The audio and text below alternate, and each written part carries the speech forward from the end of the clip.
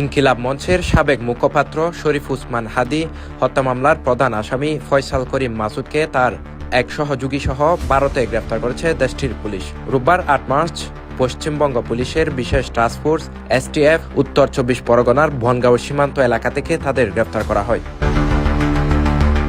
ভারতীয় সংবাদ সংস্থা এএনআই পশ্চিমবঙ্গ পুলিশের বরাত দিয়ে এই তথ্য নিশ্চিত করেছে। গ্রেফতারকৃতরা হলেন পটুয়াখালীর বাসিন্দা ফয়সাল করিম মাসুদ এবং ঢাকার বাসিন্দা আলমগীর হোসেন। এসটিএফ এর পক্ষ থেকে প্রকাশিত এক সংবাদ বিজ্ঞপ্তিতে জানানো হয়, বাংলাদেশে চাঞ্চল্যকর খুনের ঘটনার পর অবৈধভাবে সীমান্ত পার হয়ে পশ্চিমবঙ্গ এলাকায় আত্মগোপন করছিলেন এই দুই ব্যক্তি।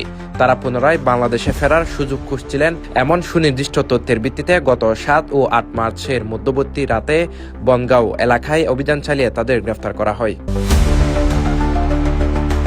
উল্লেখ্য, গত বছরের ১২ ডিসেম্বর রাজধানীর বিজয়নগর এলাকায় রিকশায় যাওয়ার সময় মোটরসাইকেলে আসা দুর্বৃত্তরা শরীফ উসমান হাদিকে লক্ষ্য করে গুলি ছোড়ে। মাথায় গুলিবিদ্ধ অবস্থায় তাকে উদ্ধার করে ঢাকা মেডিকেল কলেজ হাসপাতালে ভর্তি করা হয়। পরবর্তীতে উন্নত চিকিৎসার জন্য সিঙ্গাপুরে পাঠানো হলেও ১৮ ডিসেম্বর তিনি শেষ নিঃশ্বাস ত্যাগ করেন। এই হত্যাকাণ্ডের পর থেকেই ঘটনার প্রধান আসামি ফয়সাল করিম মাসুদ পলাতক ছিলেন। CTG post, Chittagong.